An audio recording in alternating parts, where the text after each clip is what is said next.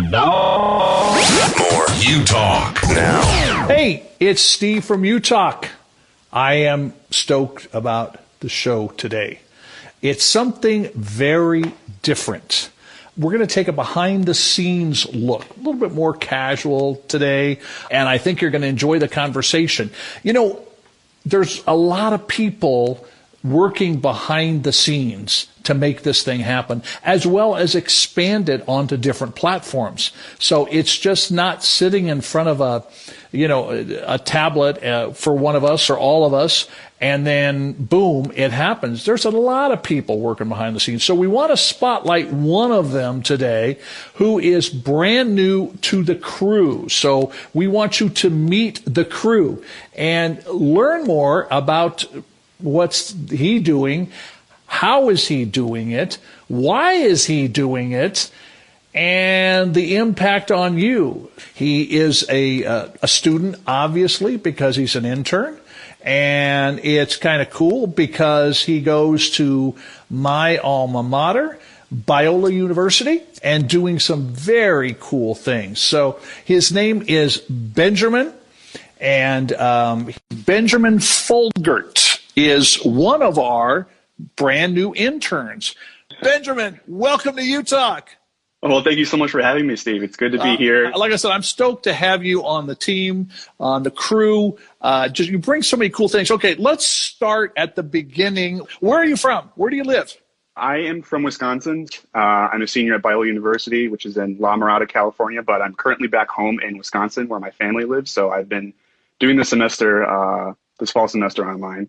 Okay. Question. How is it with the long distance online learning? Are you cool with it? Are you still trying to get used to it? Yeah, all those classes, kind of good things. Yeah. At first I was very opposed to it because I thought that there's no way you could get the same kind of learning experience as you would in the classroom. Mm-hmm. But the way that some of my profs have been approaching online learning has been very engaging. A lot of the reading and assignments are done outside of class while the application is learned in class. So sometimes there's a lecture over Zoom. Sometimes there are also breakout rooms where you can discuss topic points with your classmates and share video examples too. So it's not all that bad, but I definitely miss the atmosphere of being on campus and the community around me. Yeah, I mean, having that community, there's energy with that. I know I always like that rather than taking long distance classes and being able to interact with people and just being there. And it's kind of bummed because the campus is, for the most part, shut down. The guy that helps us find people like you, Nate, just reminded us that even Studio A is shut down, which we had filmed some TV shows there that will be available at some point in time. But do you find are you a self-disciplined person? Because I know for me, I think that's the hardest part of doing anything long distance or independent more than anything is I got to be disciplined. And that is not my forte. Yes, you definitely have to wake up every day wanting to get something done. Tell yourself, I need to do this. Be self-motivated, get things done. And if you really enjoy doing what you do, then you'll get it done for sure. Yeah, I've had it said to me many times, you probably have too, is find something that you like to do and you're never going to work a day in your life. And I think the same kind of holds true with education. If you are kind of in the pocket doing what you really like to do, the drain isn't there. The dread. I mean, I'm guessing you're well past your general ed classes and all that kind of stuff. Yes, I am taking one or two general education classes now just because I want to jump into film classes right away. So it's actually quite nice doing some gen ed classes now just because I like doing more of the hands-on things when I'm actually in person. Absolutely. Well, how did you get from Wisconsin to Southern California? And those who are checking out the show and are not familiar with La Mirada, it's in Southern California, not far from Disneyland. Yes. Yes. Actually, I know a few people here from Wisconsin that actually graduated from Biola, attended Biola, and just know a lot about the place. So when I told them that I'm interested in film, they told me all about the place, and I went out to California with my mom, and we checked out a bunch of places, and Biola ended up being the place that I thought I wanted to be at. And so I applied and got into the university, got into the cinema and media arts program, and now I'm learning a lot there. Obviously, if people are paying attention, you're interested in film, you're doing film. How did you get started in that? I mean, it's iPhone and you started walking around filming, the old film, I don't know, because we've never talked about that.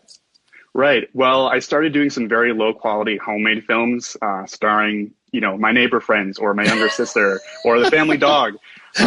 Those films will never see the light of day. Come on.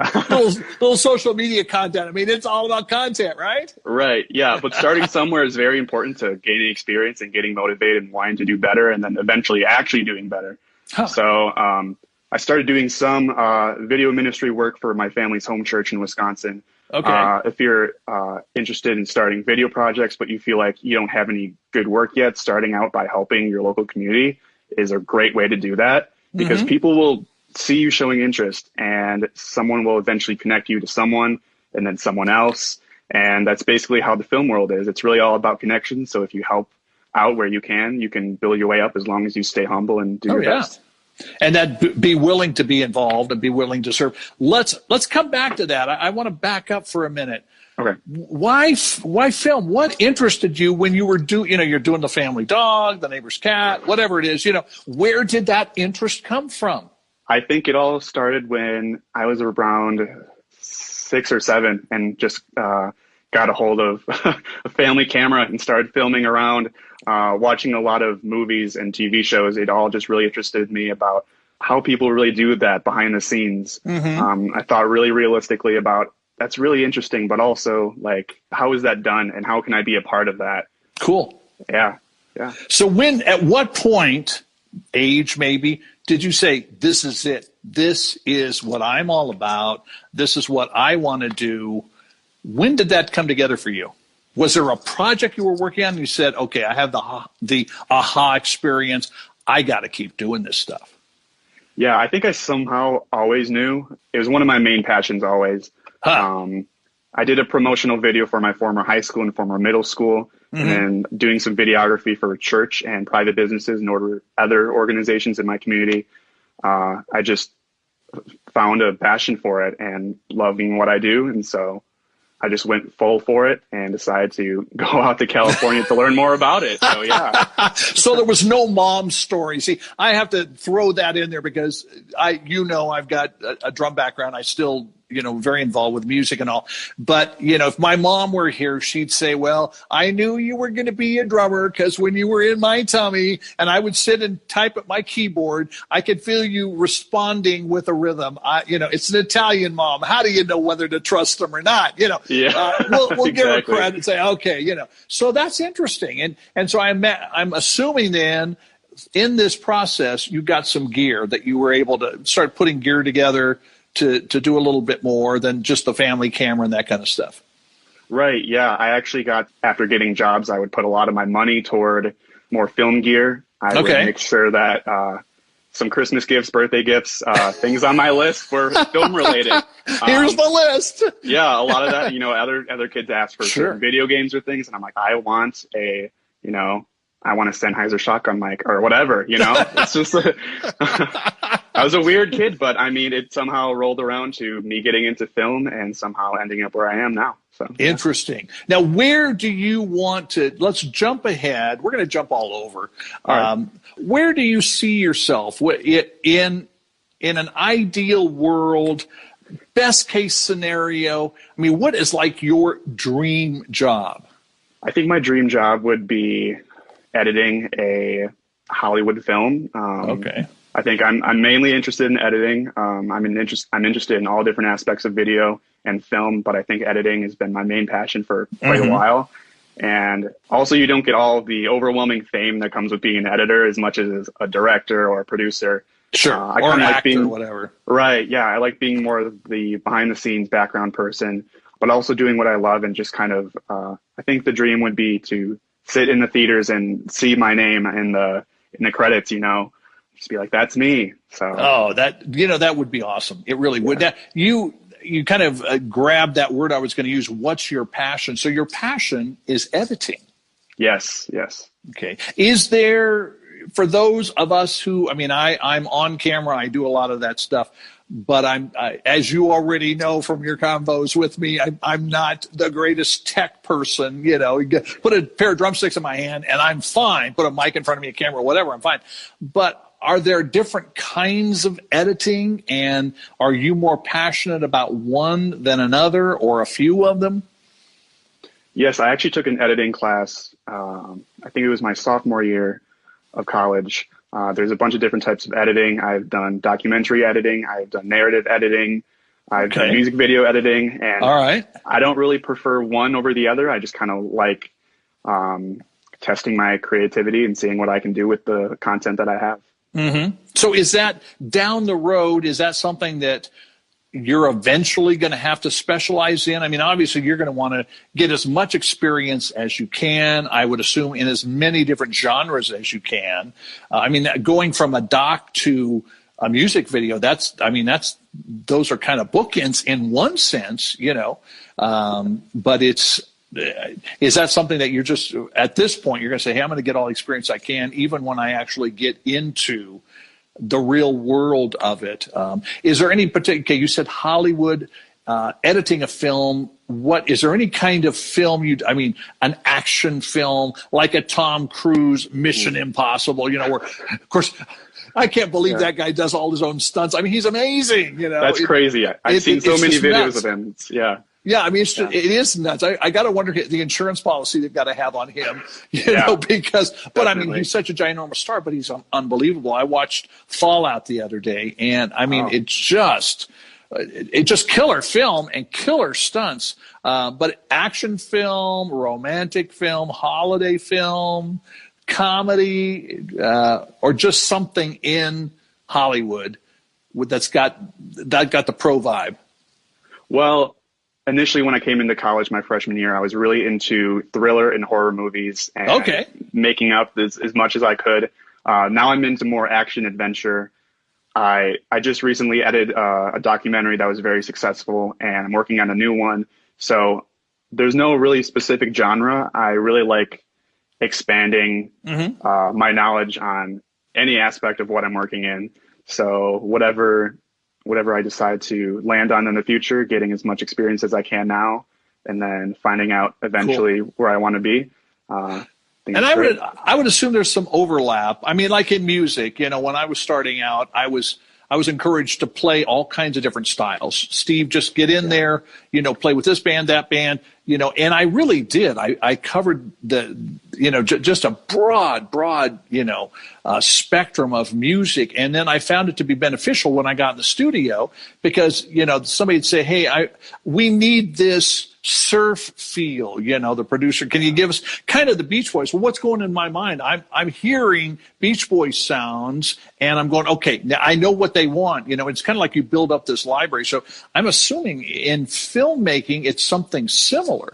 Right. Yeah. I've done a lot of different genres and there's no really one specific thing that I want to do. It's really having the willingness to learn goes a long way.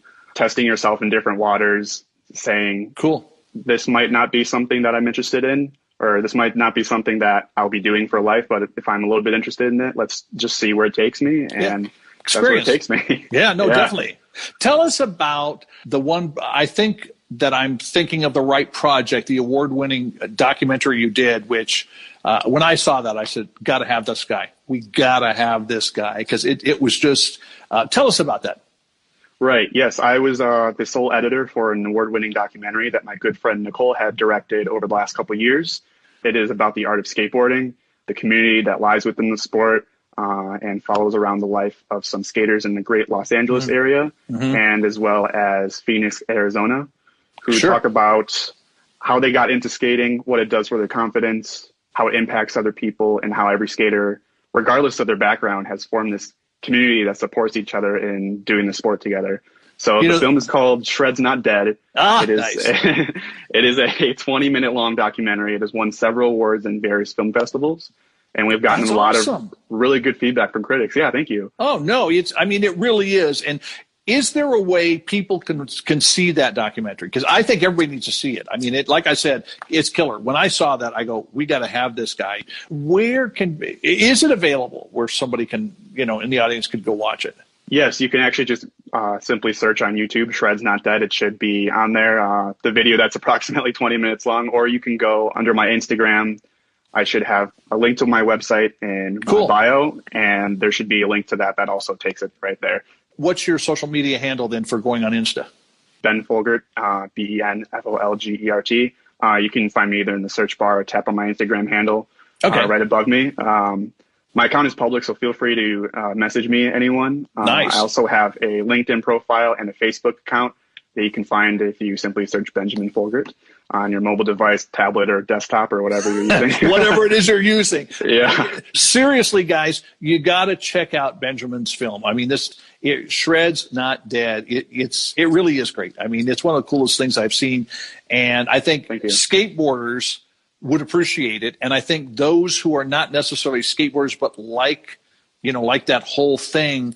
Again, I learned so much in that 20 minutes. It was awesome. It really was. And I appreciate that. So other projects you're working on now?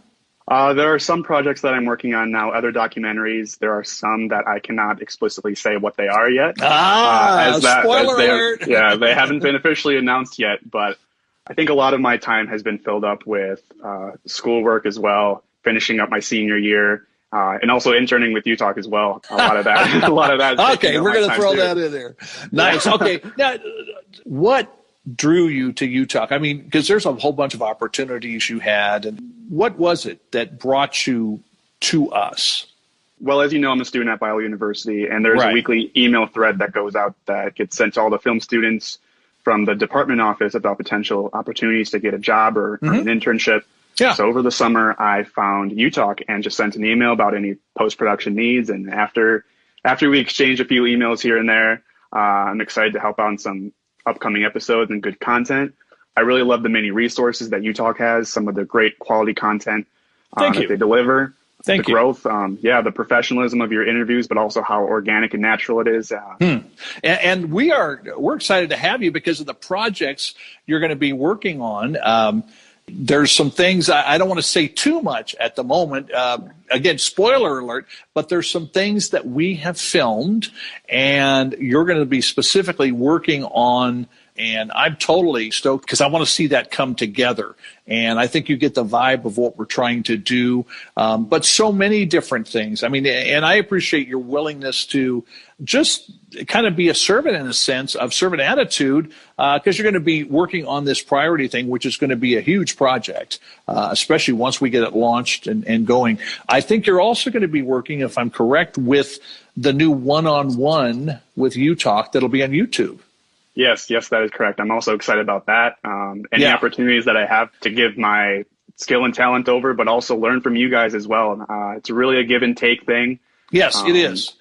Yeah. I would say that if to somebody in the audience, if you haven't done an internship, when you are looking at them, make sure it's going to be a give and take rather than just, maybe the organization taking. And of course, we made that very clear with you that we want to learn both ways. It's you've got a lot to teach us, and I like fresh eyes. And you've heard me use the phrase with you and our other intern, use your creative genius, because you're very gifted, and I really appreciate that. I think that's an exciting thing to not exploit, but watch you grow and watch you teach us. And in fact, in a couple of days, you're going to be helping me with some audio things. Yes, because I want to get started in doing voiceover things. So, and I appreciate that. But you've got just such a great attitude, and again, those gifts. And with Utalk, we've talked a lot about this. I mean, things are crazy right now. Obviously, everybody knows this. And I mean, all the different tensions, from racial tension to divisive politics to the pandemic and can you open, can you not, and businesses going under. It's sad because we're losing a lot of places that we're going to miss. But what in the midst of these uncertain times, what could we do as individuals to make a difference, to change the world, to make it a better place? Right. That is a very good question. I think it all comes down to listening to one another and being kind to one another. Most of us are really quick to think of responses and arguments while the other person is talking, instead of recognizing them as a human being with wants and needs, the same as me and you. And then being kind to people and having the best intentions. This has been one crazy year, as you pointed out, and showing kindness to people will go a long way, even if you disagree on something. So showing mutual respect for each other is something that we should be exemplifying. So listening intently and showing kindness are two things that seem small, but can make a big difference in the crazy world. Oh, absolutely. And, I like the way you just added a little part to listening, because we are not good listeners in our culture. And some of us can multitask. I mean, especially I'm sure you can as an editor and everything you're doing within film. And I, as a drummer, I've got to have four-way coordination, completely separate, and I could be having a conversation with you, listening to some music, and reading something online, and I pretty much can keep track of everything that's going on. Yeah. But I'm not listening intently, listening with purpose, hypothetically, to you. I might be hearing what you're saying, but hearing is very different than listening, isn't it? Exactly, yes. Yeah, great point you made there. Yeah, no, I like that word intently, because I think that's huge. And we just flippantly respond, and I've gotten some crazy responses to things. I think, here's one. A guy came up to me and he said, "Hey, man, how's it going? What are you doing?" And things. And I thought, I'm a trial experiment. I said, "Oh, dude," I said, "Man, I found out I got terminal cancer. I've got like 6 months to live." He goes, "Oh, man, dude, that is killer. That is so awesome." And he walks away. Huh. And I saw him. Because he wasn't intently listening to what you were saying. It was just, he just heard me. And I went back up to him, later, and I said, "Hey, dude, do you remember we were talking about?" "Yeah, man, you told me about something just like totally cool, and it's really happening." And that's. I said, "Dude, I told you I had terminal cancer, and I got like 6 months to live." And he just went, "Whoa." So I really like the way you put that. Listen intently. Pay attention. I hate it when and I think this kind of fits in what you're talking about. When I'm having a conversation with somebody, or when I used to be able to meet with people, you're out getting, I'll say a cappuccino because I'm Italian. You got to make that come out. And everything, Okay. All right. Okay. Fair enough. All right. So, you're getting a Starbucks or whatever. And somebody's constantly on their phone, "Oh, hang on. Oh, hang on. Oh, hang on." And it's like, why did you bother to reach out to me to set up this meeting? Because, you seem like you're very preoccupied with all these calls. And I know sometimes you have to do that. I remember being, I had the opportunity to have lunch with my best friend and a very high profile. I think anybody in our audience would know his name. He's run for president. Nice guy, just a great guy. But Benjamin, I will never forget this. We're in the restaurant at his hotel, and he takes out his mobile device, powers it down, puts it back in his pocket, never reached for it in 2+ hours. That's pretty impressive. I don't see much of that anymore. No, you don't. And I thought, and he doesn't think he's special. He doesn't, he's just a great guy. But I kept thinking, if somebody at, I'm going to say level, I don't think he'd appreciate that. And I don't mean that there's levels of people, but with his job, who he is, his experience and those kinds of things, if somebody like that can power the phone down, I can do that. And somebody else can do that. I think that's a big thing. But listening to that's huge. And being kind. Oh, right. What does it mean to be kind? How do you, display kindness? How do you show kindness to somebody? I think it just generally comes down to treating other people the way you want to be treated. I know it sounds like a very generic answer, but it's also very true. You never want to be treated, if you say something mean to someone else, you never want to be treated the same way, with the same level of very low respect for one another. That's never something that you want to get back. So no. And you mentioned respect as well too. And well said. I think that is a world changer. Is treating others the way you want to be treated. I don't think any of us want to be treated mean. And sometimes I want to go up to a bully or somebody who's just flat out being just awful, mean, say, why are you so upset? Why are you mean? No, I'm not mean. No. Well, why are you bullying this person? There's a reason behind it, and when we talk about bullying, which is a whole other subject, but we always, I think, usually talk about those that are being bullied, which is awful. But we don't talk very, very frequently about the bully and why they're bullying. But I like that. Kindness, it's simple. It's not rocket science. Just treat, I need to treat you the way I want to be treated and treat you with respect. You're human, okay? You're a human being. I'm a human being. We all have the same parents when you really think about it. You go back in human history, we all come from the same parents, whatever color your skin is, whatever your ethnicity is, if I cut my arm and you cut your arm, our blood's the same color. Right. And I think a lot of this stuff that's going on in our culture, and again, I don't want to be overly simplistic, especially to somebody who's, with us today and going, you don't know what I've been through. And you're right, I don't. And I don't want to oversimplify things. I know, Benjamin, you don't either. But I think there's some simple things that, to me, that's a world-changing thing. That, in and of itself, some have called it the golden rule. In fact, in every major world religion is that very thing, treating others the way you want to be treated. It's foundational. It should be a core value for all of us. So, man, I appreciate that. Very, very good stuff.